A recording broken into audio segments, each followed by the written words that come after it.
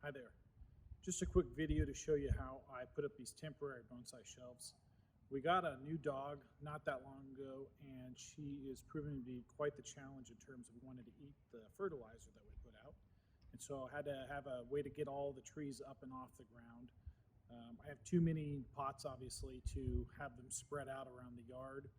And so I got some wood from my dad and some cinder blocks from the local home improvement store, and was able to throw this quick shelving option up pretty rapidly.